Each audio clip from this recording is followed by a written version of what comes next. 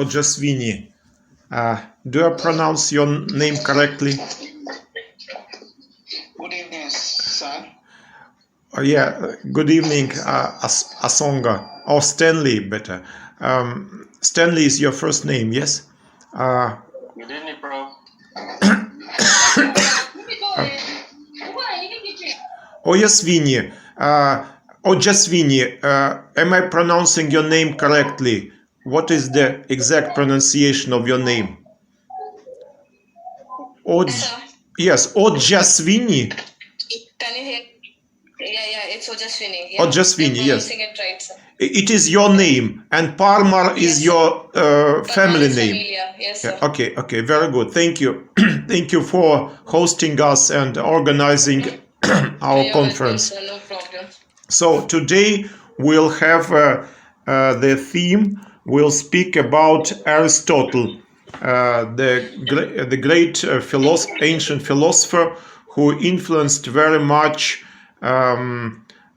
medieval and Renaissance science, and was the major opponent of Galileo and René Descartes and Copernicus and all the scientists of the 17th century. So Aristotle is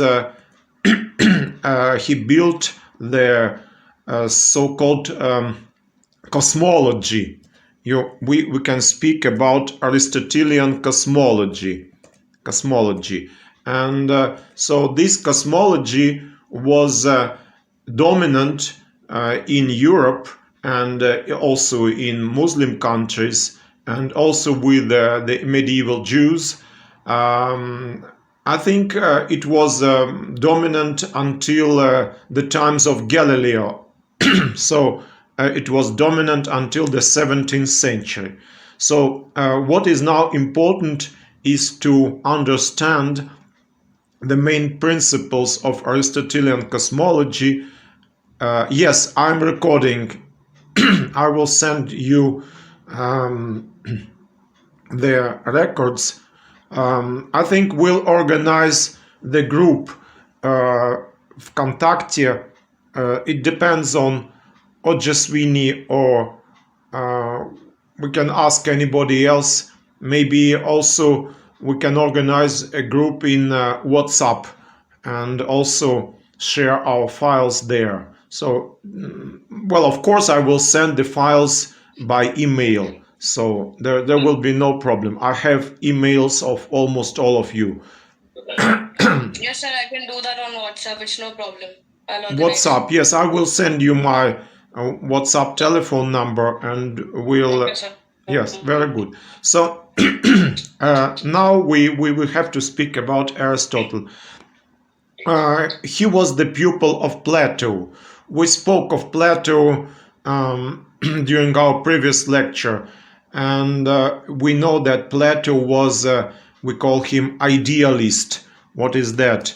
Idealist is that he considered matter as something negative, matter that spoils everything. You remember that Socrates, when he was going to die, he said to his disciples, "When I die, please offer as a just make the offering to the god of health and give him a cock. It's a cock. It's a bird. Yes. Usually the cock was offered to the god of health, or Asclepius, when a person convalescented from some disease or recovered from some disease.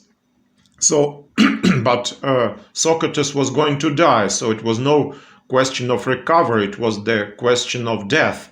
So, what is the meaning of this offering? The meaning is that life is a disease and death is a recovery from this disease, because after death the soul, the ideal principle, will live a blissful life, and the body only hampers the soul to lead this blissful life here on earth. So matter, body, uh, uh, they are considered negative principles, and this union of ideas with matter makes the ideas imperfect, and they now are regarded like shadows in the cave. So when we regard just objects of our present world, we are regarding only shadows, according to Plato. In order to see the real things, we should have to see the ideas of these things, which we cannot do just regularly by using our senses. We have to have some mystical experience, and through this mystical experience see the ideas. Of course, it is possible here on earth to chosen souls, so to speak, but only the exact knowledge we'll have in afterlife. This is a very queer ideology. No, nobody is late, because I will speak. It's just an introduction. I'm speaking about Plato only to understand what was the main difference between Plato and Aristotle. So Plato was idealist, and he regarded matter as something negative. As for Aristotle, although he was at first the disciple of Plato, but then he somehow broke with this tradition and contradicted his teacher, Plato, and said that in one of the main points of Platonic philosophy, he said that matter is not negative. Matter is one of the two organizing principles of all things. So now we'll just be careful. We'll be attentive. We'll speak about four causes of being, according to Aristotle. Four causes of being. So they are divided into two parts: two static causes and two dynamic causes. So static means if we take an object in its statics as it is, without taking into consideration the motion or the movement. So just object just lying before us. Say if we see the house, somebody's house, so we can say that this house has a material cause. It is a material cause. It means that it is built from out of some material, maybe out of bricks or out of lumber or out of concrete. Can be a wood. Yes. This is just whatever you want: concrete or bricks or lumber or just logs of some trees. So this is it depends on in what country are you living, and out of which material do you build your own houses. But the material is indispensable. It is not bad. Without material, the hut or the house will not stand. It will be so to say, an ideal house, but we need to live in real houses. So we need to protect ourselves from rain, from bad weather, to get first of all is protection, and then it's also we need some sort of a place for rest, for work. I'm also transmitting this Zoom conference from my house, so I understand the benefits of materials. So safety and comfort. Yes, of course. Material cause. So matter is not negative here. Matter is one of the parts of the being, and very important one, but not the main, because the main thing is the formal cause. So out of each material, be it lumber or be it stones, you can build different houses. It depends on the project, on the architect. So we have the project, and this is a form.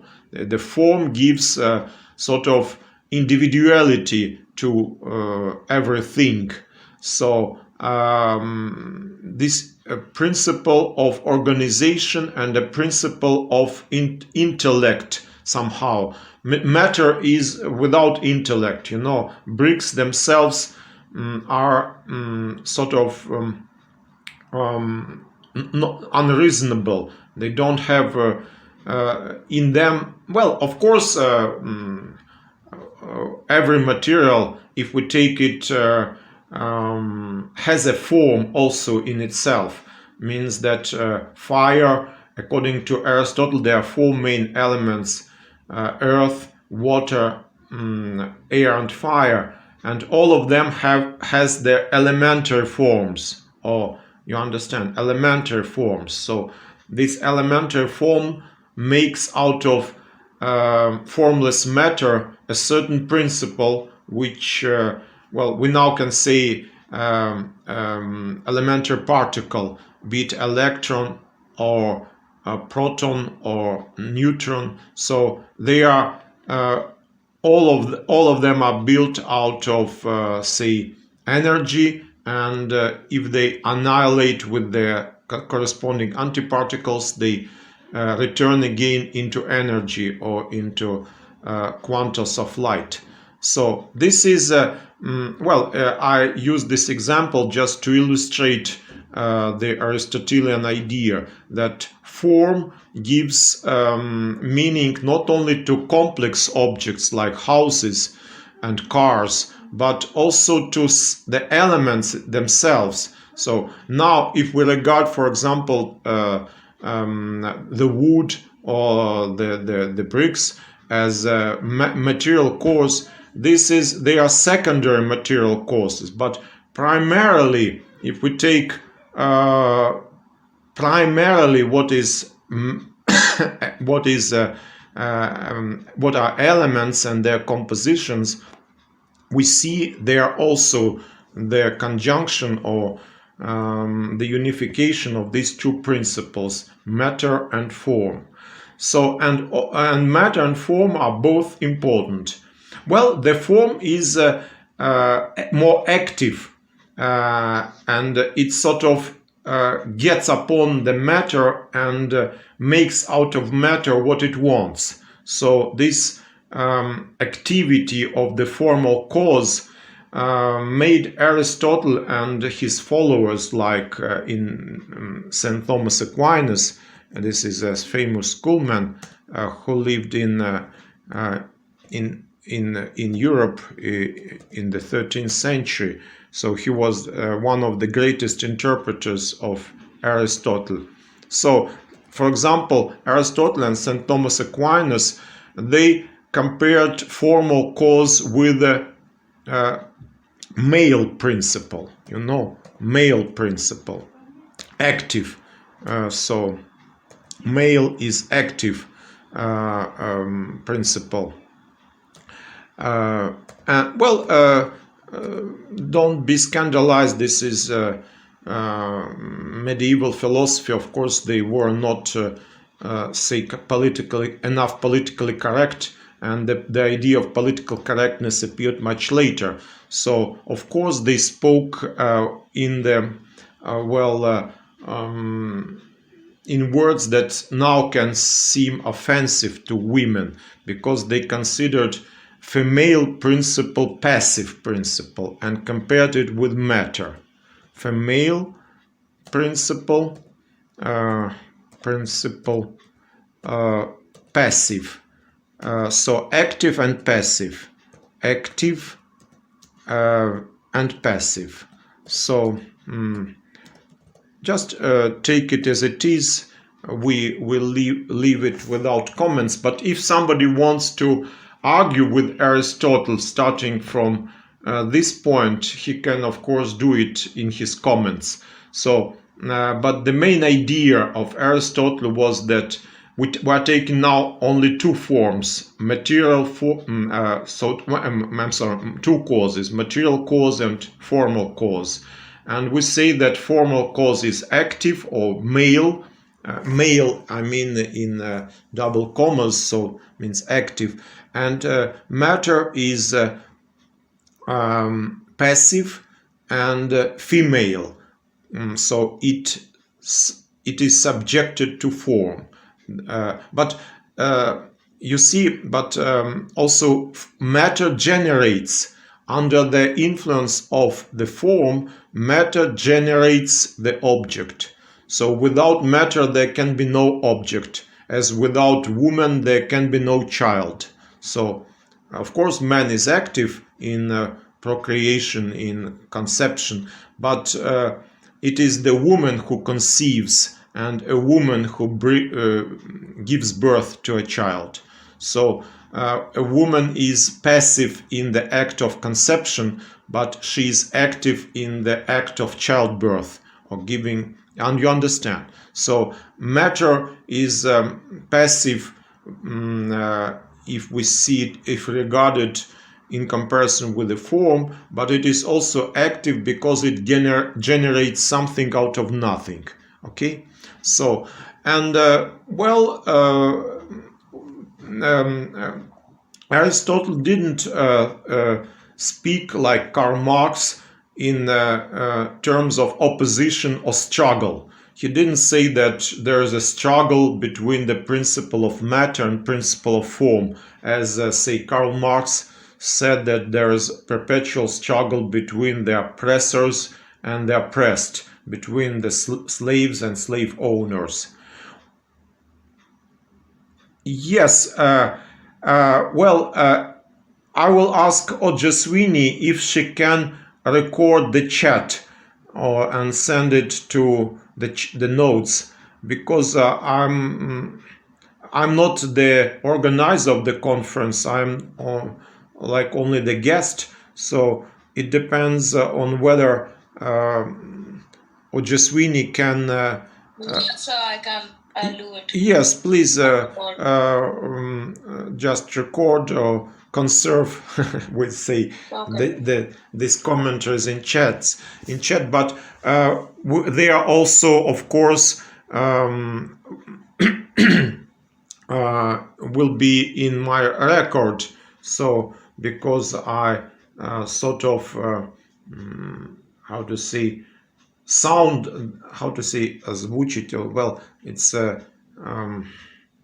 express them, yes, by words. And so you can if you are listening attentively, you can see well, I hope that my pronunciation is more or less normal. So, and we are speaking about very much known principles, and I think we are speaking about realities that are fundamental in a certain sense, because these active and passive principles are sort of everywhere. So now, what I wanted to say about Karl Marx. Well, I think every one of you knows that philosopher Karl Marx. I was born in the Soviet Union, or in the USSR it was called, Union of Soviet Socialist Republics. So I had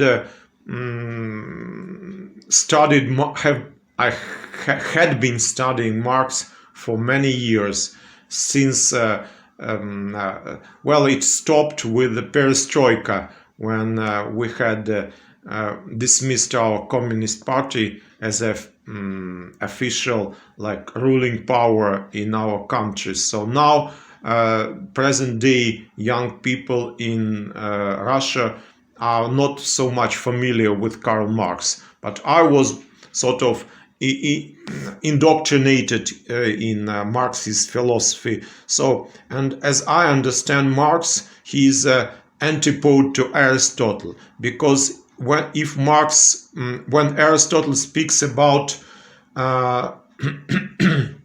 sort of union and co-working of two principles, male and female, active and passive, they are sort of doing the same things, but they have different roles, but they are working in friendship and union, okay? And even we can say with love to each other. So woman can love man and man can love woman, and they both give birth to a child according to their capacities. You see, so there's no struggle, there is no how Karl Marx would say, contradictions and antagonistic. I'm sorry. Алло. Хорошо, сейчас я позову ее, секундочку. Лен, тебя из поликлиники. Okay, there's a telephone call. They are calling my wife. So you see antagonistic contradictions. У меня вот у мамы температура вчера была, сейчас пока нет. Но вчера опять была температура 38,5. Галенберг. Ну, я понимаю, что как там старше там какого-то возраста, и другой, как будто да, на другой планете уже. То есть про него можно не говорить. So, antagonistic contradictions, you see. So here with Aristotle, we don't have antagonistic contradictions. We cannot say that matter fights with form or form fights with matter. They are doing one and the same thing in union and in how to say, cooperation, you know. Cooperation. Or, well, okay, so cooperation versus or against antagonistic contradictions. So when after Marx I started to learn the philosophy of Aristotle, I was sort of very much impressed or even shocked with this alternative sort of approach to two principles. So they at first they with Marx the approach was to seek fight and to seek contradictions and to seek war there, but with Aristotle the approach to these two principles was not to seek contradictions but to seek cooperation. So these are two principles, matter and form. Now we'll start with two other causes. Dynamic, we call them dynamic because they involve motion or movement. These are efficient cause, and efficient cause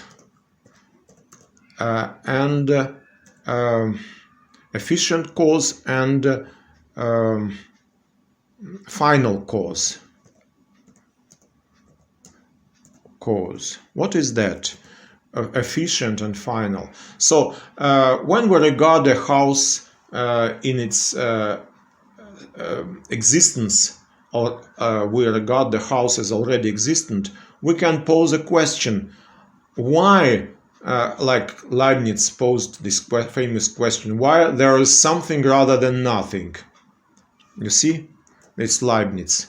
Why there is something rather than nothing. Okay, so you can put this question in relation to everything, rather than nothing. Well, for example, I can say there are 43 participants, including myself.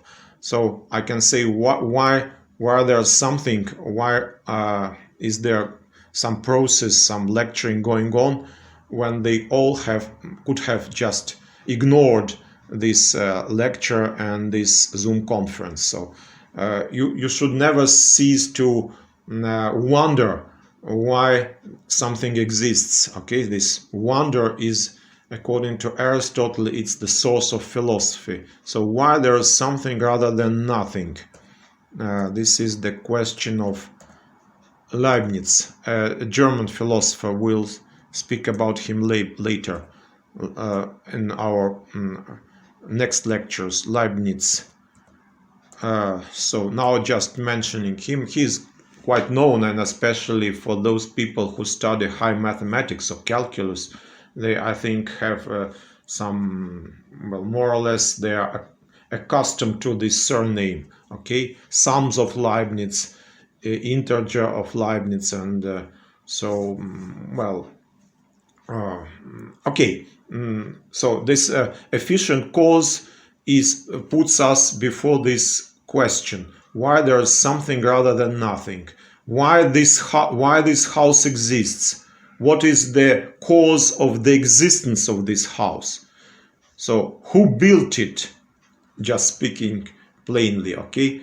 Who did build it? Who built it? Who was?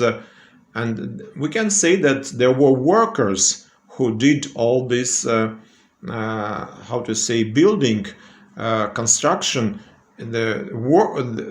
Here Marx, of course, is of the same opinion. So Marx says, of course, labor is at the core of everything. So labor built roads, buildings, ships, I would say cities. Labor is needed to gather crops.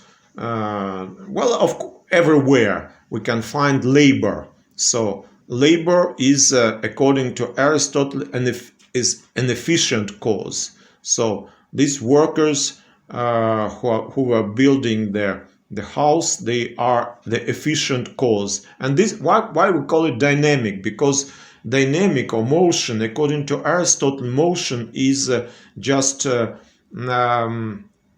to say, generation.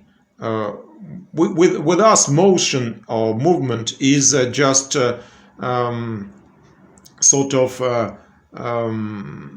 changing of the coordinates of some body in time. So we speak about velocity of motion and acceleration, and we are accustomed that it all deals with space and time.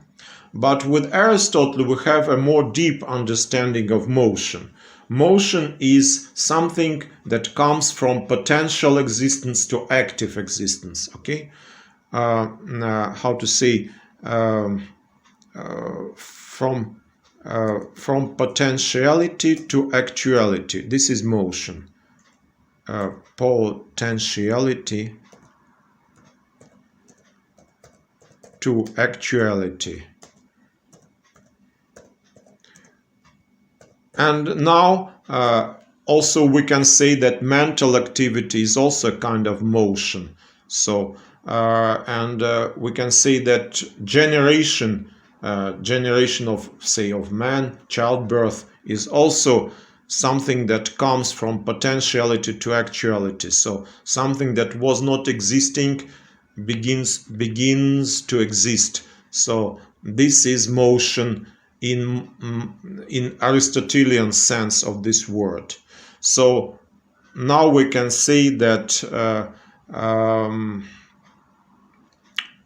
the building of the house is also a kind of emotion. Motion, you understand? Not emotion, because emotion is something different. Motion. Or we can say movement also. This is they are synonyms because of course Aristotle is writing in Greek, and he uses the word kinesis, which is motion in Greek. So we use two words, motion and movement. I mean, in English. In Russian, you will say движение. I don't know whether it is in. I can write in Russian for those who understand Russian, движение, but I don't know whether it will make sense to those who don't know Russian. Maybe half of you don't know Russian, but maybe half of you know Russian and maybe better than I. I don't know who is listening to me now. So движение is in Russian kinesis or motion or movement. Okay, so from potentiality to actuality. So we have say the idea of a house or the project of the house. We have the building materials. We have bought bricks or lumber or I don't know what, but without workers, without labor, we cannot do anything. So the house will not come to existence automatically. It needs an efficient cause to, and this is how to say, the cause which is this is what is called in English becoming. Becoming, you know, becoming. So okay, so becoming. Okay, now continuing, and now there is this. Well, I think if we are materialists, if we are Marxists, then perhaps these three causes are enough for us. So we don't need extra cause. But Aristotle was a little bit of idealist because he was a pupil of Plato. And so he introduces the fourth cause, which is final cause. Final cause. What is that? Final cause is why, for what purpose. It answers the question, for what purpose? For what purpose? How you understand? The purpose of it all, you understand? For what purpose? You know, when I was 15, I asked my mother, what is the purpose of life? And she burst into tears. For what purpose? Now I can understand her, but at that time I just couldn't understand her action. I think that it was illogical. I'm asking a question and she just didn't answer me anything, but just burst into tears. You understand? Burst into tears.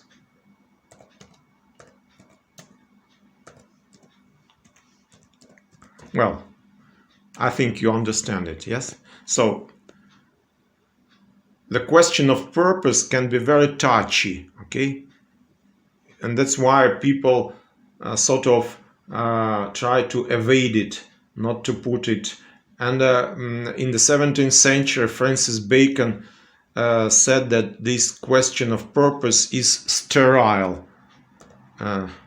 Sterile. Or I'm pronouncing correctly? Sterile, or maybe, yes? Or just Vinny? You see the word sterile? Yes, sir, sterile. Yes, sterile, it means barren. It's an English word, sterile. Yes, it's barren. You understand? Barren. That cannot give birth to anybody. Yeah? Barren. So Francis Bacon, we'll speak about him later. Like Leibniz, he lived in the 17th century. Francis Bacon, not the artist, but the philosopher Bacon, because there's an artist also, Francis Bacon.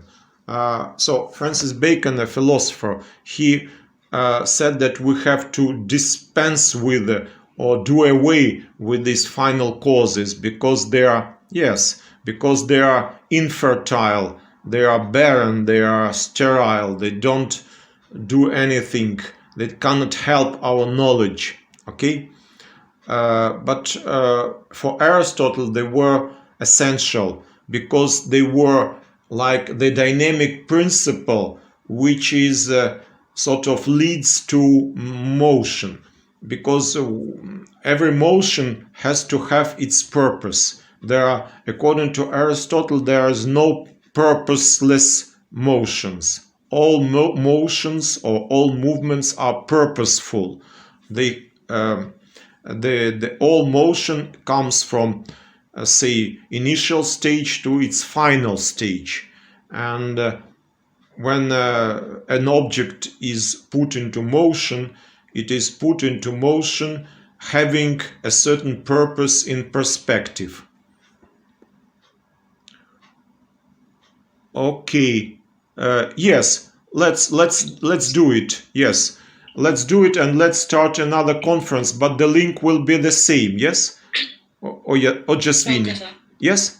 Yes, sir. So now Yes, sir. we'll. Same link. But there was an inscription that the conference is prolonged, and we have maybe it's a gift from Zoom organizers. I don't know, but Yes, sir. I also got it. So we can try that also. maybe we shouldn't just interrupt this conference. Maybe it's not, sometimes it happens that. Yeah. Yes, Yeah. sometimes we are giving like a gift. You see these extra minutes. Okay. So till this, because otherwise I will see the inscription that this conference will soon be interrupted. But I don't see this inscription, so I think that this conference will not be interrupted. So let us just persevere to the end, okay? Because we have another 40 minutes of important talks about Aristotle, you see. So we have started another record. So it will consist of 2 parts, okay?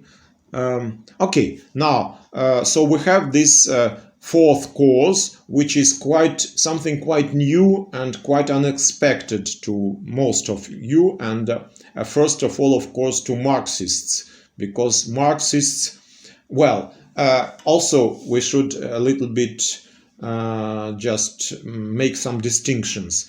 When Marx gave the definition of labor, you understand? Definition of labor. What is labor? Definition of labor. What is labor? Labor is most important because everything that exists because of labor. So when Marx made the definition of labor, he said that labor is a purposeful activity. Labor is a purposeful activity. You see? So somehow purpose still exists even in Marxism, because Marxism for labor, the category of labor, is very important for Marxism. But when we ask Marxist what is labor, he will answer that labor is purposeful activity, a kind of purposeful activity. So when you make, when you are working on something, when you are sort of creating something, you always have a purpose before you. Otherwise, your activity will be senseless, and your activity cannot be considered labor. Well, for example, if a mad person just is running around the streets in fear, in a fit of fear, we cannot say that he's doing some labor. He's just his activity is senseless, and that's why it cannot be called labor. Labor is when you have a concrete goal or concrete purpose before you, and you are methodically reaching this purpose. So with the idea of purpose is connected the idea of method, which became this word is Greek word. With Aristotle it was not very prominent, because Aristotle had this idea of purpose, but with say, even those who disregarded these final causes, like Francis Bacon, they also liked this word method, which means, if we translate it from the Greek, the way. Hodos in Greek means way. So way to what? Way to reach some purpose. If you want to reach some purpose, if you want to study English or Greek or say a history and philosophy of science, you should use some method. So some some like devices or say life hacks or know-hows in order to reach the destination. So this is you should use method, and there can be theoretical methods, deductive methods, or inductive methods, or experimental methods. So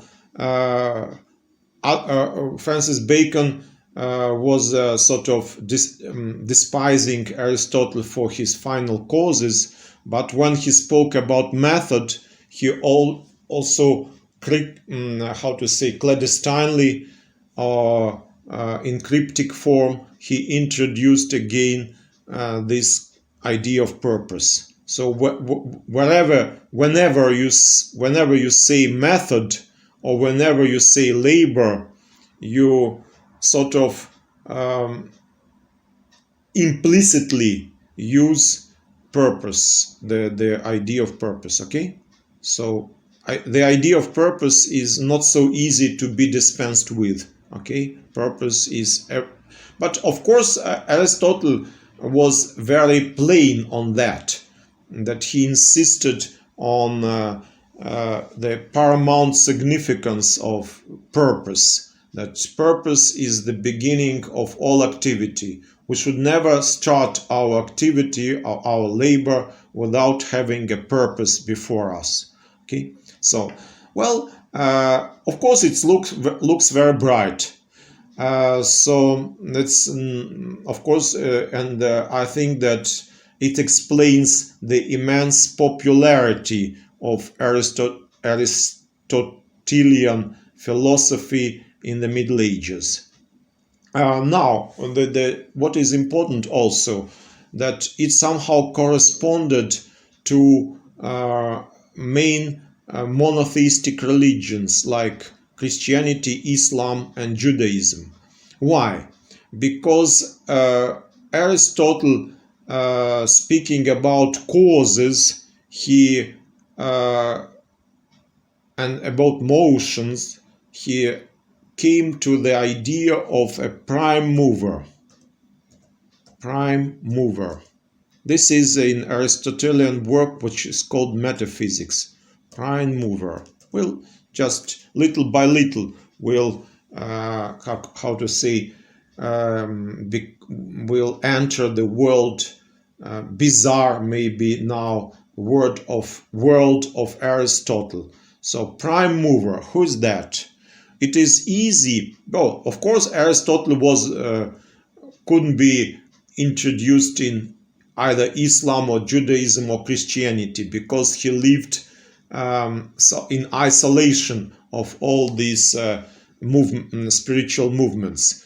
Christianity was born with Jesus Christ, or so in the 1st century AD. Aristotle lived in the 4th century, before Christian era. Yeah. Well, of course, he could have some knowledge of Judaism, but he didn't have it in reality, because well, it cannot be gathered from his works that he knew something specific about Judaism or the Jewish Bible. Well, we can find some mentionings of Palestine, especially the Dead Sea, in some of minor works of Aristotle, but that's practically all. So Aristotle was quite ignorant of Judaism and the idea of one God, which is important for Judaism, and of course he lacked we cannot speak about Aristotle just as knowing some Islam or reading Quran, because of course there's 1,000 years between them. But when the representatives of these three monotheistic religions came upon the works of Aristotle, they found in the idea of the prime mover, which is Aristotelian idea, there another name for this unique God.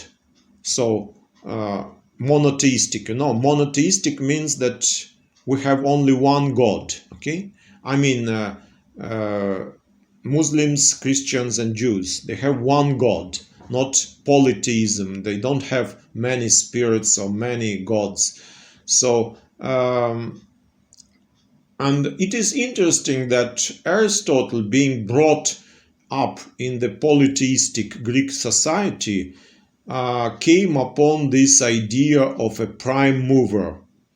Well, and what is that? That first of all, that because all motion exists for some purpose, so what is the greatest of all motions, according to Aristotle, is the motion of the sky, which he considered the earth motionless, and the sky is moving around the earth by daily rotation.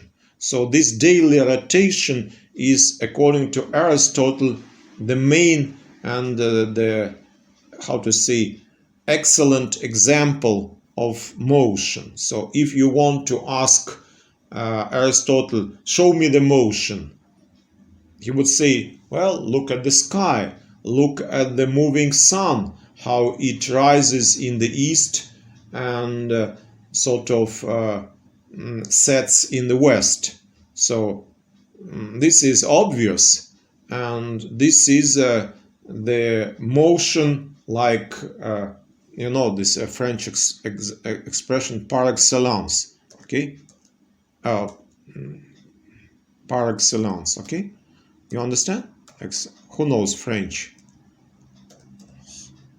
Par excellence. So this is the excellent example of motion, this motion of the sky. And who is sort of who is the cause of this motion?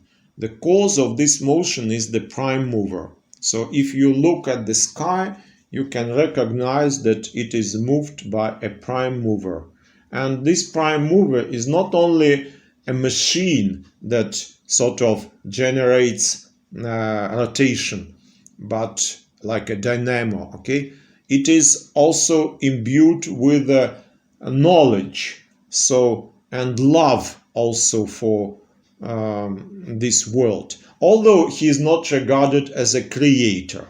So one step should be made in order to reconcile Aristotelian philosophy with Christianity, Islam, and Judaism, that this prime mover of Aristotle should be associated with God the creator of the monotheistic religion. And it was easy to be done, and it was done by, I mentioned already, Thomas Aquinas. But if we are speaking about Muslim philosophers, we can call Ibn Rushd. Ibn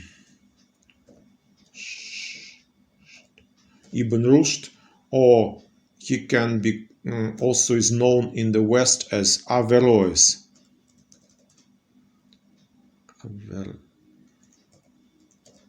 Yes, Ibn Rushd. Okay, very good. So Averroes, it was how he was known in the Latin West. Okay, and with the Jews it is Rambam or Maimonides. Rambam.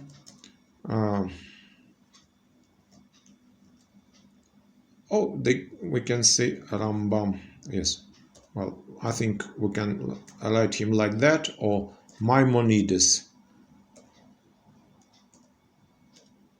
Well, Maimonides, who was also the how to say, the physician of the Saladin, and in Egypt, in Cairo. So Maimonides even used to say that Aristotle possessed the supreme knowledge which can be given to man by God, and he is only a little bit lower the knowledge of the Jewish prophets. Okay, so the prophets. Well, of course, you can say about Muslim prophets like Muhammad himself, and we can say Christians also have their prophets, and this prophetic knowledge is perhaps higher than the knowledge of Aristotle, according to Maimonides. But in the domain of natural sciences, Aristotle reached the peak. So you cannot outpass, or how to say, become better than Aristotle in natural science. So if Maimonides were right, then we should stop with Aristotle. So all our course of history and philosophy of science, or natural science, yes, should stop with Aristotle, because Aristotle is the apex. You understand? Apex, or the peak of all natural knowledge that can be possessed by man. But happily, this is not so. So we start with Aristotle, but we will not finish with Aristotle. So the Aristotle is only like the beginning of the history, but not the end of it. So, but of course, it's powerful and interesting and intriguing and picturesque beginning. So I will do my best to speak about Aristotle positively, not negatively, as he's usually spoken of. You know, perhaps from just books on physics, that usually it's the Berkeley course of physics usually starts with some examples of the stupidity, in double comma, stupidity of Aristotle, who was speaking, for example, that if we throw two bodies from a certain tower, the body that is twice more heavy will move with twice higher speed. So, and usually they ask themselves whether Aristotle was so stupid that he couldn't just make this simple experiment, just take two bodies, one being twice heavier than the other, throw them from some tower, and see that he was wrong in his assertion.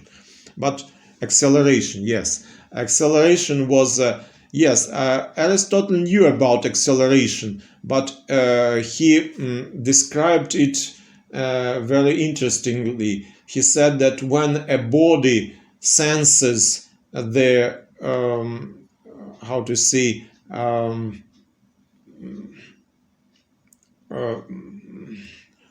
that the end is near, the purpose of its movement is near, then it starts to move faster.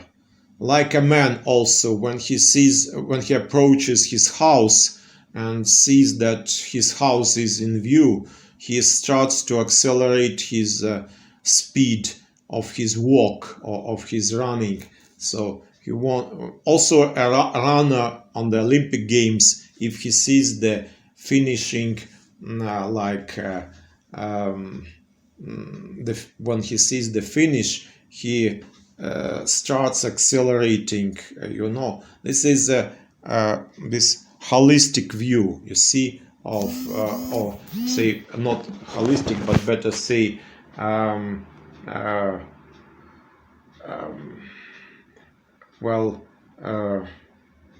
this well, here you can see that purpose is acting like a living, somehow like an active principle which fosters the motion. Of course, it is quite strange. These ideas seem quite strange and seem quite unscientific to a modern man. And of course, it needed a lot of work made by Galileo, by René Descartes, by Isaac Newton, and other scientists to sort of dispel the charms of Aristotle and build sound science of mechanics, okay, without these heretic Aristotelian views. So that was the sense or the gist of the so-called scientific revolution of the 17th century. Revolution. I'm sorry. Revolution of the 17th century.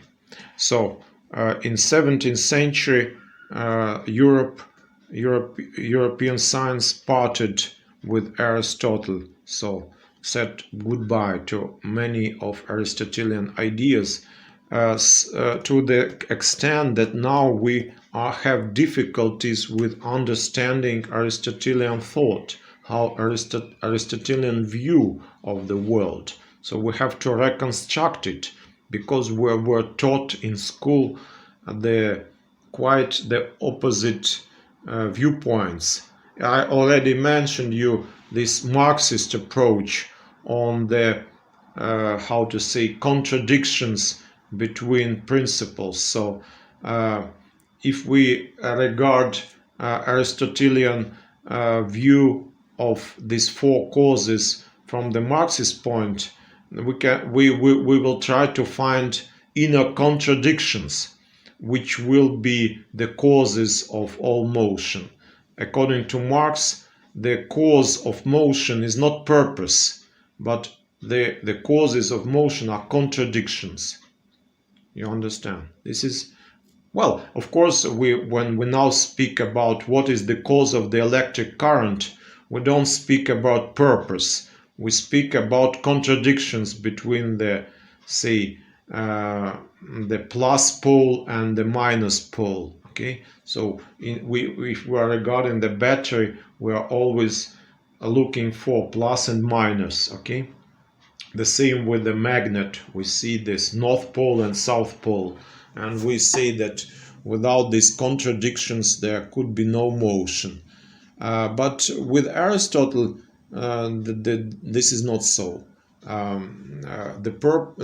All motion comes because of some purpose, and so all motion is purposeful and not the result of some inner contradictions within the object.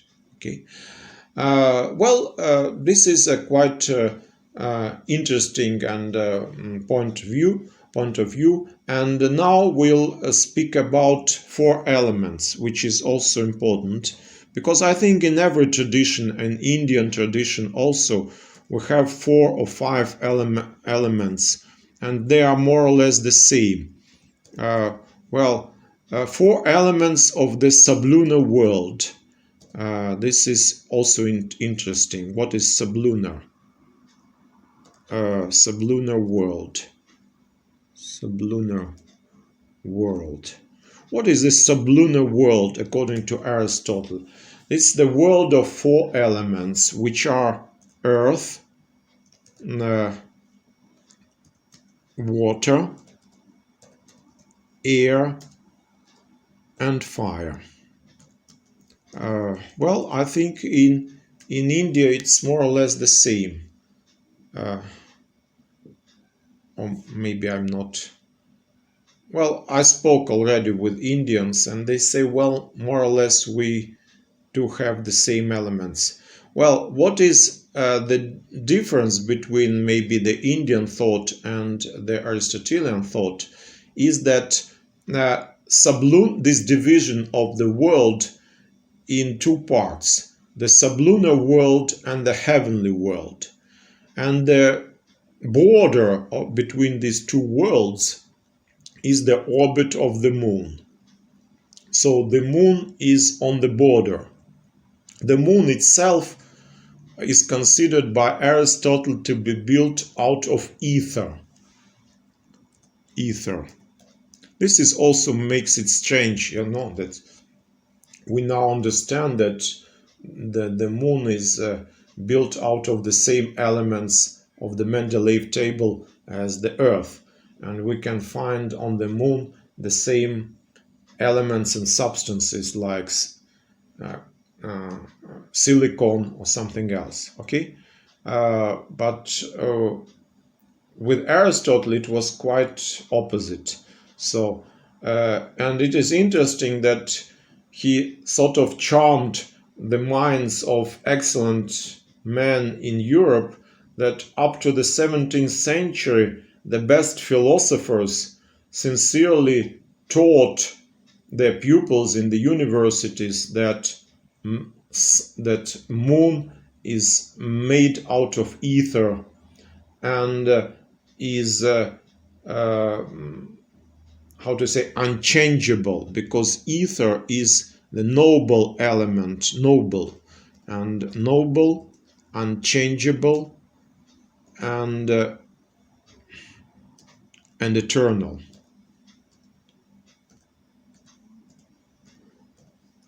Eternal. Okay, it's the ether. So starting from moon, all the heavenly bodies are made out of ether. And now, in order to explain why this rotation of the sun, of all the heavenly bodies, of the sky in general, so Aristotle had two ideas. First, we mentioned already the idea of a prime mover. But the second idea is the idea of a natural motion. Natural motion. What and unnatural motion, or violent motion. Natural motion and violent motion. This is all very important for Aristotle. Natural motion, for example, for ether, it is circular. So this daily rotation is due to natural motion of ether, out of which the sky is built.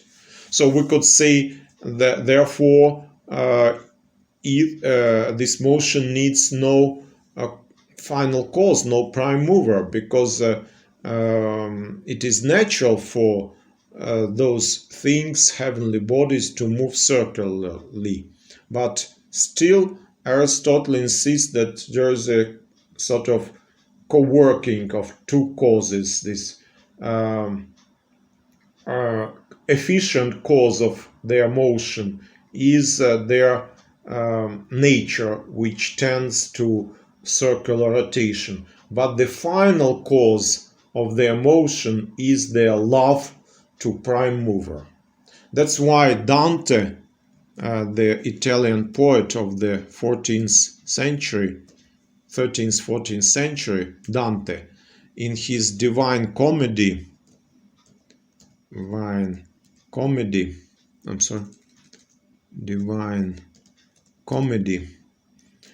says that love moves the sun and the stars. It seems quite poetic, yes, and quite far from natural sciences, that love is moving the heavenly bodies, the sun and the stars. But according to Aristotle, it's just plain truth of his natural philosophy. Oh, comedy. Divine Comedy. Well, Divina Commedia. Well, I don't know how to translate it. Well, I can just I will just give you the Divine Comedy.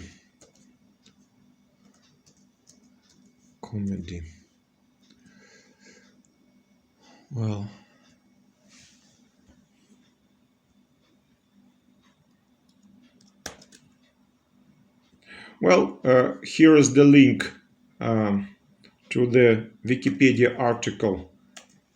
So I'm not sure that I can use demonstration of the screen because I'm not the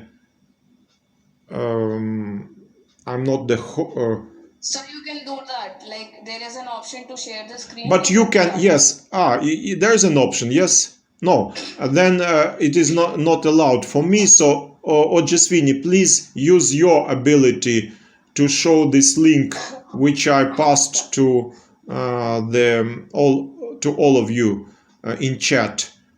See the link and please give the demonstration of this Divine Comedy, because it is important. Somebody asks what is that, so please show us using my link which I gave you in chat. Please show us this the contents of this Wikipedia article. Yes, sir, I'm just opening it. Yes, please. So, because it is important, it will somehow be the illustration of how the medieval men conceived or looked at the world.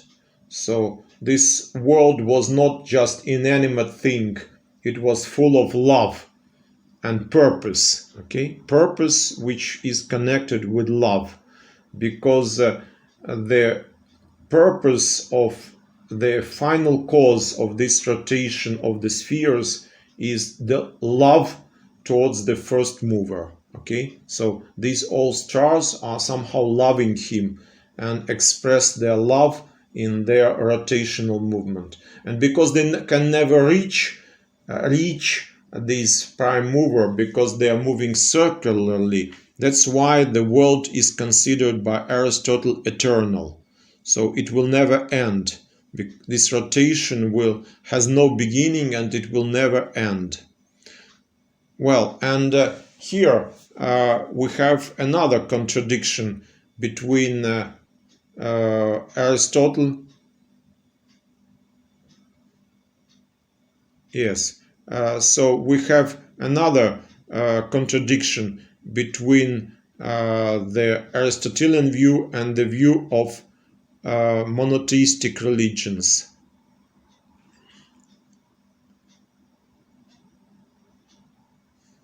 Okay, you see here to the right there is the illustration. Yes, now you can. Yes, very good. Thank you. Now I will continue. Well, you can stop it, please, Ojasvini, because otherwise I will not be able to write in chat. Yes, thank you very much. So everybody now knows what is Divine Comedy and who is Dante.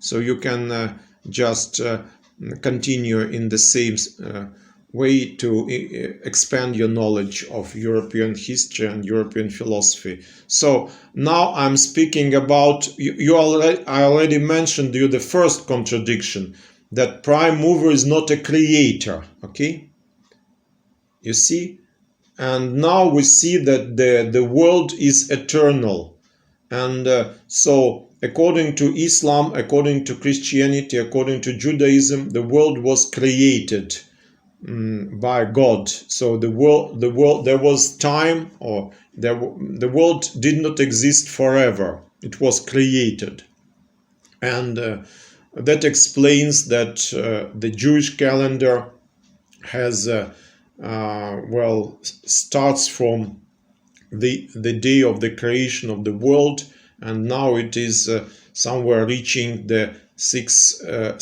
it is in the 6th millennia according to the Jewish calendar. Well, the Christians started their calendar with the birth of Jesus Christ, but also they were using the calendar from the creation of the world. The Muslims are using their calendar from the flight of the Prophet from Mecca to Medina. But still, they also, this idea of creation of the world is not foreign to Muslims also. So that made difficulty in reception of Aristotle by these representatives of these religions, and it led some people to this idea of double truth. What is double truth? Double truth is that there is a truth of philosophy and truth of theology. Truth. So, from the point of view of philosophy, the world is eternal because it is eternal according to Aristotle. But from the point of view of theology, the world is not eternal. So, how to combine these two positions in one brain? So this led to this very interesting idea of double truths, or they are called. It seems that Ibn Rushd himself was propagated this idea of double truth. So all those adherents of this point were called Averroists. Averroists, so the followers of Ibn Rushd. And Thomas Aquinas, whom I mentioned already, was very much against this idea, and he said that Aristotle just was wrong in asserting, in claiming the eternity of the world. So this was perhaps the first time when medieval schoolmen opposed openly Aristotle in a very important point. Okay, so from this point starts the criticism of Aristotle, which reached its peak in the 17th century with Galileo, with Francis Bacon, with René Descartes and others. Okay, so this is more or less all that I wanted to tell you. We'll of course continue with Aristotle, because next time when we come to the Middle Ages, we will discuss the influence of Aristotle on medieval thought, and also we'll discuss how medieval schoolmen started to criticize some of the ideas of Aristotle, and first of all the idea of natural and unnatural motion. So now I think it's enough, because there's too much information, and I think you need some time just to to digest it. Yes, you understand? Digest, like you digest food. Okay. Yeah, this is too much to digest. Yes, yeah, I think you are tired. So now I can answer questions, because perhaps there people are interested how maybe organizational questions. First of all,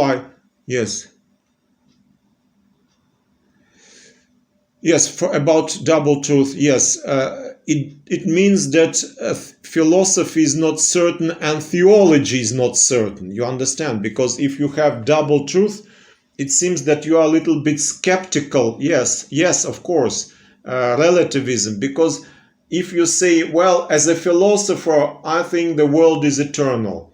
As a theologian, well, I say the world was created by Allah or by Christian God. I don't know. Well, you see it sort of a little bit diminishes the relevance of theology, and of course it diminishes, of course, the relevance of philosophy. So you see that's somehow it strikes both sides. So, well, of course, Thomas Aquinas, being a theologian, and he considered the philosophy to be the handmaid of theology. You know, handmaid. Handmaid. Oh, just made. You understand? Handmaid of theology. So he considered theology to be the first, and if theology teaches us about the creation, then we should dismiss Aristotelian view of the eternity of the world. But we'll speak about it later, next time. So it is because it is connected with handmade. No, not hand. I'm sorry. Handmade. I will see.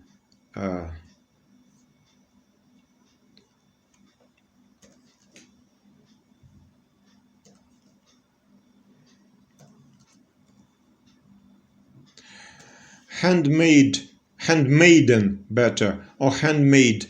It is like a servant. Handmade.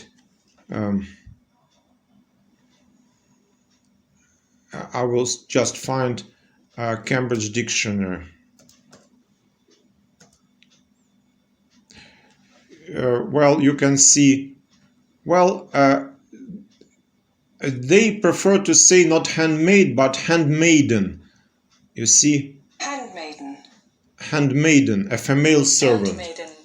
Yes, this I just a little bit used it. I wrote it not correctly. I apologize for that.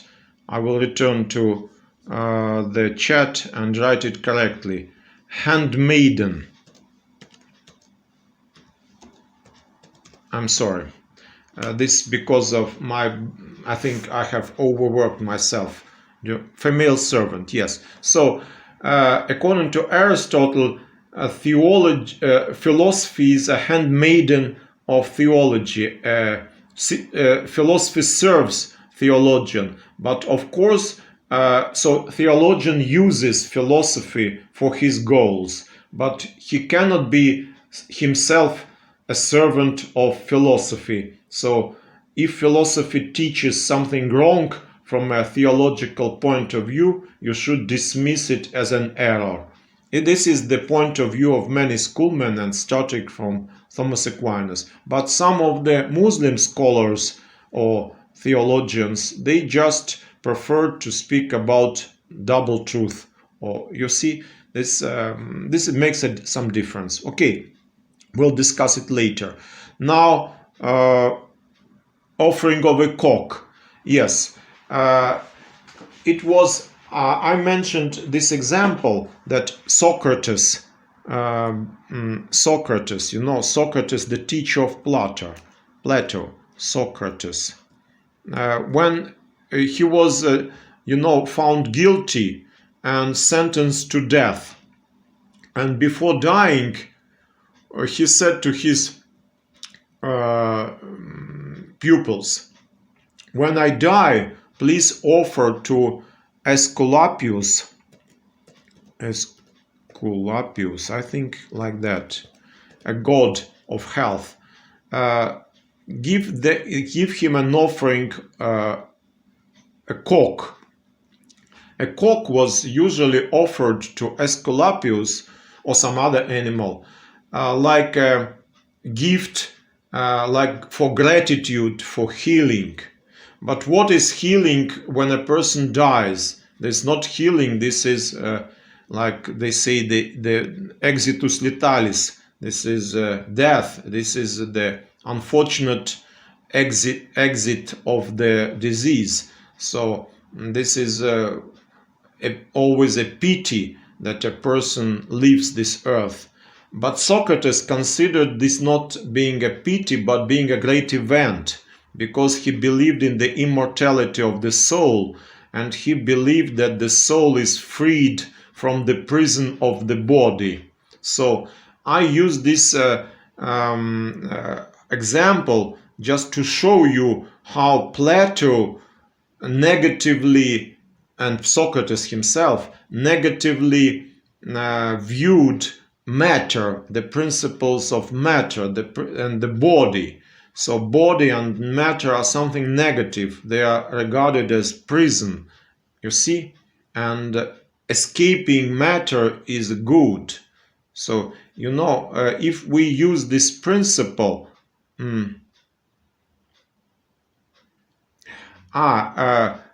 Indians about the moon and ether. Yes, I will. Next time, I will get prepared a little bit more, because I'm not an expert in Indian cosmology, and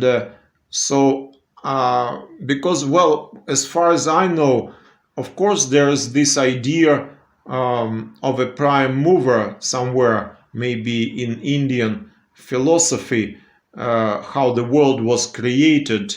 But I think that for India, what is most important is this cycle of repetitions. So this like the wheel which turns, and there are certain periods which repeat themselves. And what about the violent motion? Yes, I will speak about that in my next lecture, because the violent motion is the motion of a body, for example, a stone thrown by a man. So this you can throw the stone upwards, but the stone by its own nature tends to fall downwards. So if you throw the stone upwards, then you give him a violent motion, which is against its nature. And so, of course, Aristotle couldn't deny that such motions exist, but only he dismissed them. He said, well, they are not natural motions, they are violent. That's why maybe when a person throws a stone, he also is moved by some purpose to do that. For example, to hit another man with the stone. But so this sometimes purposes of man can sort of create these violent motions of bodies. But if the bodies are left to themselves, they will move only according to their nature. So violent motion cannot be eternal, according to Aristotle. Violent motions are transitory. They are not eternal. Okay, so that's well. And when discussing these violent motions, the medieval schoolmen invented the idea of impetus, or we now could say moment, or impetus, or how say moment. I mean moment from the kinetic point of view, or kinetic energy, you see. So this is this idea didn't exist with Aristotle. It was invented by medieval schoolmen and then used by Galileo. Okay, this is I think well, I think it's more or less enough now. So I think there's a time to just stop the lecture and say goodbye to everybody. And I'm eager to see the creation of the group in WhatsApp or in Vkontakte or somewhere on Facebook or somewhere else, yes, in Telegram. Unfortunately, better WhatsApp. Yes, but WhatsApp is better. So I will give my WhatsApp number to Ojaswini, and she will include me also. So if somebody uses Telegram, you can use this group for yourselves and exchange your opinions about my lecture, but I'm not in the Telegram, so I will not follow this group. But I have WhatsApp, and I will follow WhatsApp group. So everybody will have my number, WhatsApp number, and so this is my WhatsApp number. I will just dial it here. Um, um, uh,